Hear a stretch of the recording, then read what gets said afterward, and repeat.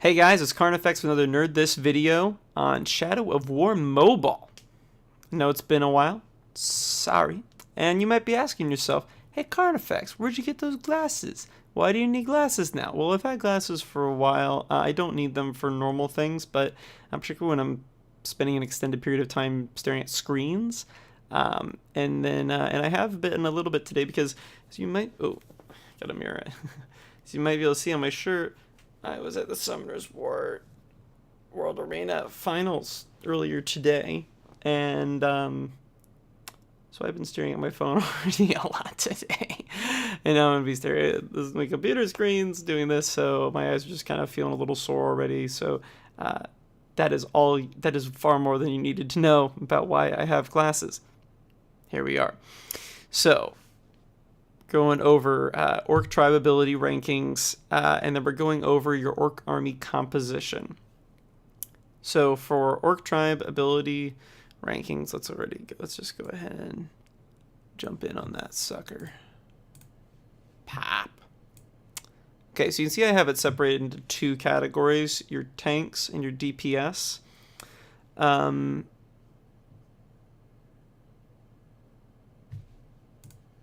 This should be silver. That's what I get for that. Check your facts, man, before you make videos. It's so unprofessional. Okay, so you have your tanks, which I have mitigation or lifesteal, and I'll talk about that just briefly, and then DPS. DPS is damage per second, in case it's not a term you're familiar with. So obviously different things help different things because they have different stats and they have different jobs. So here we go. So for tanks, there's mitigation and lifesteal. The only potentially functional lifesteal tank would be a combat master with just hand-picked traits. I will get into that whenever I do the combat master focus video where I talk about all the traits and which ones you want for that. But just needless to say, minus that was more for me. I probably should have taken that out just for the sake of not confusing people, but lifesteal is not effective on your commanders. Combat masters would be the only ones who could potentially pull that off because they have relatively high base stats and they have an active ability that it really already presents them with a significant amount of regeneration.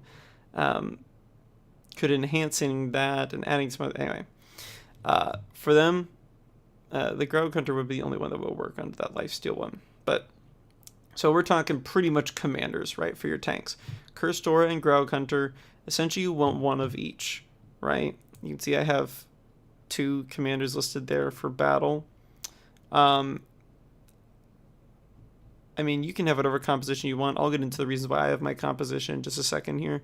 But for Cursed Aura, it reduces ability damage. If you have a tank coming in, it's because you're probably facing one of the higher damage doing DPS, right? So those higher damage doing DPS all have at least decent. I mean, Marksman has the worst kind of single target, but if they clip more than one thing, well, now that just doubled how much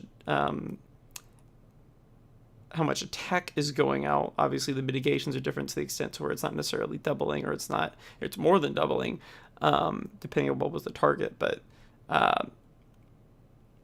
Cursed Aura is good if you're throwing it in against things that have high damage output on their abilities.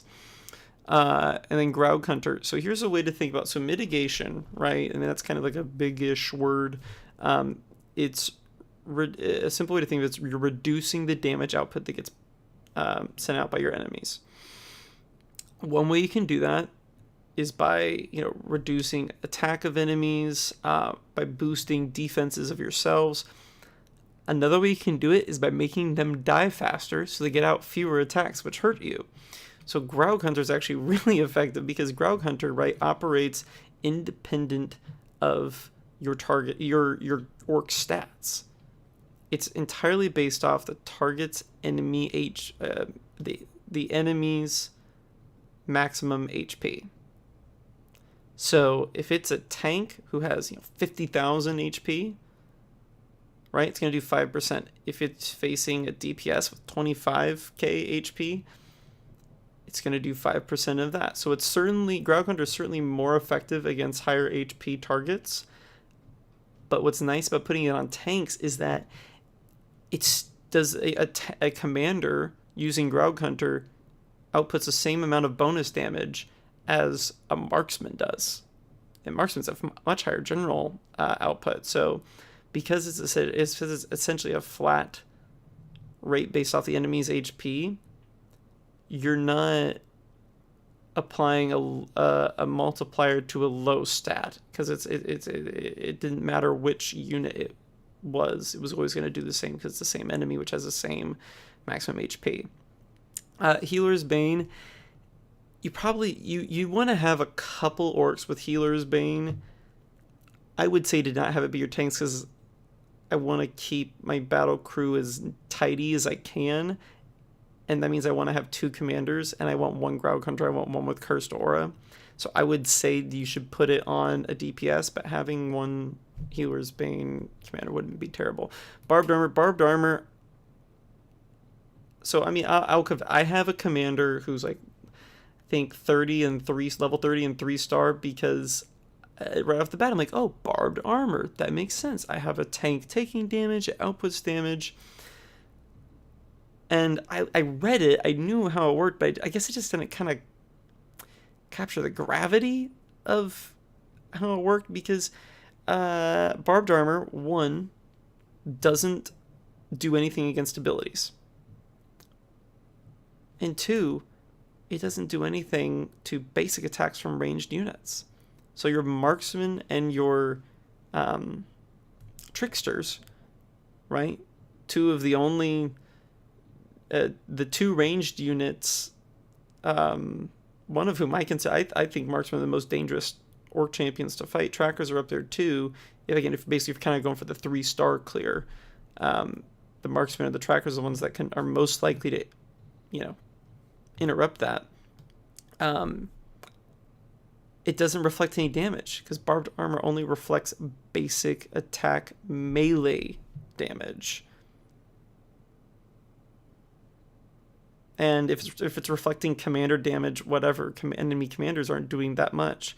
If it's reflecting combat master damage, okay, we've now found the one thing, because, right, so your 4 melee units commanders, right, terrible attack. You have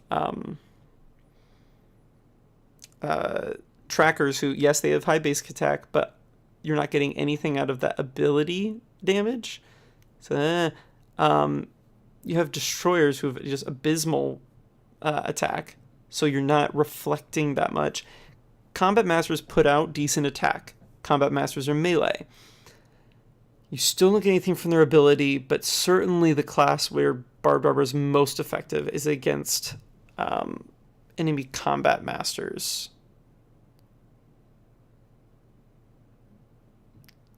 But again, you only have so much room. You only have 30 spots, right? You have 30 slots in your orc army. Barbed Armor just, to me, does not make the cut, but yet it is still not quite. So Ravenous is more effective at healing your HP at level 1 than it will ever be again. It does not scale properly. So don't use Ravenous, because your orc's not going to be very useful at level 1 for missions or for combat. Unstoppable, if you're a tank, your job is to soak damage, not to do it. So what if you're unable to attack for a few seconds? If you are stunned 20% of the time, right? Because that's how long the stun works on that one trait. It's a 2-second stun 20% of the time off a basic attack. You could either be operating the whole time because you ignore the stun, or 2, you'd still be stunned, but have Ground Hunter applied on the other 8 seconds, right, until you hit the average, where a basic attack would stun you again. You're going to put out so much more damage with Ground Hunter as a tank than you are with Unstoppable. So much more. Unstoppable is terrible. Now, going to DPS. I put Cursed Aura with a kind of a bronze. You see, it's like gold, silver, bronze, and like red for like stop, don't cross, go, do not collect $200. don't waste anything on these orcs. You should have like 2 healers, Bane, DPS. Cursed. Yeah, I just feel like that's the most effective thing. I leave Cursed Aura there because you want one of your top... I'm not going to get too much into theory crafting until after I've put out the existing PvE content videos.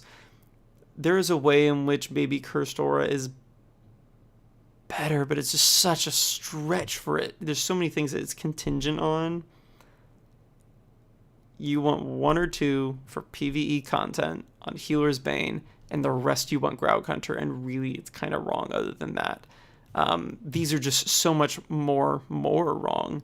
Graug Hunter, I've talked enough about Graug Hunter. Healer's Bane, there is one scenario in which Healer's Bane is better, and that is if you are facing a DPS Ravenous Orc. So with DPS, they have lower HP pools, which means that the bonus damage being done by Graug Hunter is less significant, right? So if you're facing an enemy with 50,000 HP and one with 25,000 HP, gonna do less. You know, you're gonna do, on that 50,000 one, you're gonna be putting out 2,500 damage of bonus damage on every basic attack. If it's against a 25k one, well, now you're putting out half as much, 1,250. So Graug Hunter being better. So if you're facing a DPS, which has a lower HP pool, like half the HP pool, right, of a commander, then Ravenous is able to more, which is why I was wailing on Ravenous so hard with the tanks, right, because it doesn't scale with the HP gains of the tanks. So if you're fighting enemies with Ravenous that are DPS, you know, one of... it doesn't matter against destroyers, because destroyers are garbage, but you're facing a trickster, tracker, or marksman, maybe a combat master too, any of those, well, or a combat master, right, because they're attack. So anything other than a commander, if it has Healer's Bane, if you use Healer's Bane, it's going to be more effective if they have Ravenous, but not by that much. And again, that's one of 6 tribe abilities that they can have, so you don't want to like appropriate half of your DPS slots to Healer's Bane, because you're only 1 out of 6 times you face something.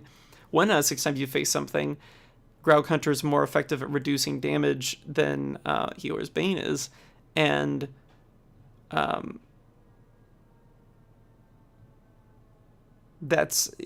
so 1 out of 6 unit types, and then out of the remaining 5 unit class types, only 1 of the 6 possible traits works. So it's not that frequent. You want 2 of them just in case you happen to hit 2 and they're both in like the hardest difficulty. You still need an orc to help you clear it. Have 2. Other than that, they should all be Graug Hunter. I've already talked about Cursed Aura. I've talked about Heroes Bane. Okay. Unstoppable. Hopefully your DPS is never being attacked. Unstoppable doesn't help you unless you're attacked by something. Unstoppable is not good. I know when there's like some MMO situations where, okay, well, I really want these to have high res or high, to just not be impacted by the enemy's disables. This is not one of those games. It might eventually become one of those games, but it is not one of those games right now. Ravenous. Again, it's whenever we're facing orc champions, they are the sole target of 5 units. When we're being attacked by 1 unit, and we have 5. So, ideally, it's not your tank, it's not your DPS, and if your orc is a tank, then we've already talked about how it's better to use Cursed Aura or Graug Hunter in almost any situation. It's better to use one of them versus Ravenous. Ravenous is not good for our DPS because they shouldn't be getting hit by stuff. And if they are getting hit by stuff, Ravenous is not going to save them. It's maybe even a fraction of a % of the time. Barbed armor, they're not being hit by stuff. It doesn't even affect all units, and it affects no units' ability powers. Barbed armor sucks, particularly on DPS. Now we're going to go to my orc, let's call it the orc army list. I haven't looked at this sheet in a little bit. I've just been so swamped with crap. I haven't been able to make videos. I had this ready, and now I haven't looked at it in a week, and I'm looking like an idiot. All right. So there were 3 missions. If you watch my orc overview, or sorry, my might have been my orc overview video too, I can't remember, but it was at least in my resource optimization video that was my last video I put out. There are 3 missions you want to do. You want to do the short Miriam mission, disrupt Grog, and raiding party. Now I just put Miriam missions in there for this because technically the positive and negative traits are the same. So it fits both. If they were to change how frequently orcs died on medium risk missions, it could also apply to that. It just made sense to keep them the same. So I have 30 slots, right? I'm going to use 15 of them for 5 slots on the 3 missions. Because, there's some correlating strengths between the missions on what gives you bonuses and not. But I want to be able to run all 3 at the same time. You'll very quickly unlock. I mean, if you're super free to play, okay, it'll take you a little longer. But if you're anything, you're going to be able to unlock 3 very quickly. And you're not going to be running raiding party all the time, because eventually if you run it nonstop, you will eventually hit a point to where you don't have enough res tokens to bring back guys. I talked about that in my resource optimization video. Plug. So at that point, you only need 2 slots anyway if you're building up. So building up your res tokens. So I have 15 of my 30 for those 5 each for those 3 missions. I have 8 for battle, and I have it broken up this way: 2 commanders, 1 is my cursed aura, and 1 is my Graug hunter. 2 marksmen, because marksmen are my favorite. Marksmen are the best for DPS for sure. Trackers aren't as good, and I talked about this in my orc overview video.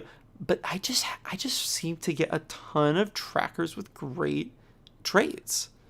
So it's gonna be easier and less of a headache for me to fill it that way. 1 combat master. My dream is to have a lifesteal oriented combat master that I can test like the survivability of that versus a commander. If I were to give them where they get 20% bonus healing on everything, and also bloodthirsty, and also tough. And then they have their active, which already gives them that. And then if Graug Hunter also applies to Bloodthirsty, and if anything that applies to Bloodthirsty also applies to the bonus healing, like that could work in theory. But you literally need like those exact traits for it to work. If you get one of those, snapshot it, and I'll be jealous. And then 1 trickster. Tricksters are good. If you're using trickster, when you're using your trickster, you need to position it. You essentially need to have, you have enemy, right? Then you have your tank right in between. Then you want your trickster, and then you want your backline, right? So that way, if your tank does die, the first thing it's going to go for is the trickster. Trickster's going to finally use that ability that it definitely has ready to go. It's going to do damage. It's going to stun them unless they have Unstoppable, and then it's going to blink away and make it so there's even more time until that enemy is doing damage. Assuming that it's one of the melees and not another trickster or a marksman. So definitely save your tricksters for the melee opponents. But they have high base stats. They're kind of similar to the combat masters in that way. Just all around pretty good stats. And then I want 7 open for branding and farming. So my glory farming, right? So these are the ones that, if I'm kind of done with my branding for the day, then okay, cool, I'm running them through the skirmish mission and kind of getting that done to get some extra glory in the day. Or I have those 7 slots open in order to farm. So one of them will pretty much always be occupied by my glory cow, right, that I've been fattening up. I'll have a level 1 orc that I never... The important thing is to never run that one on your skirmish, because if it would happen to die, you could lose hundreds and hundreds and hundreds. Basically, the goal is you want to put all of that glory, because you don't care who wins and who loses.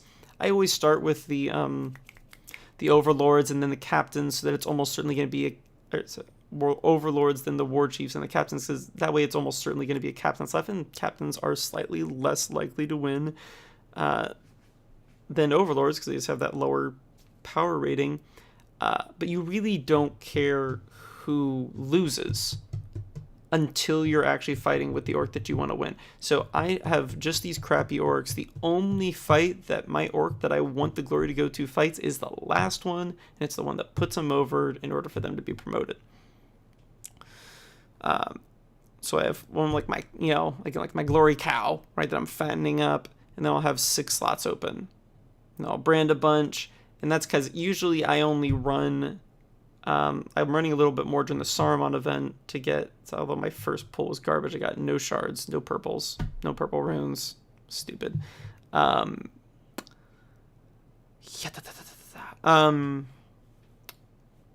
so I've been running more than, but usually I just run the first Morgul normal tower. And I also want to get my achievements, so I kill, one of the captains, and then I brand the rest of them to use them for glory. So it works perfectly with my situation. I never run into a situation where, oh crap, Lane, you wanted that orc, and now I can't brand it. Because I'm always going to kill one of the captains in the end anyway. So when I hit it, I'm not disappointed. So yeah, that is why I have my makeup that way, and I've talked now about the tribe ability, so I don't have to do that. I don't have to go in depth on every single one, because I'm about to do videos on each one of the classes. I hope I can partner them together, so I only have 3 videos. 3 of, like a commander combat master, like a marksman tracker, and then a destroyer trickster, but I don't even want to talk about destroyers. Anyway.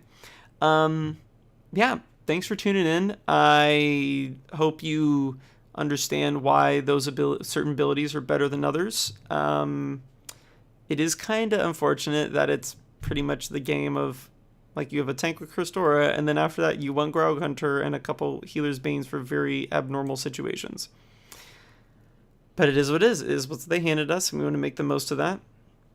And then, yeah, we have 30 slots. That is the way that I think is the most effective way to do it. Have 5 so you could run all 3 at the same time if you wanted, while still having a solid core dedicated for battle. And if you've gotten far enough, you realize you kind of only need orcs for generally a normal and a hard mode scene at the same time.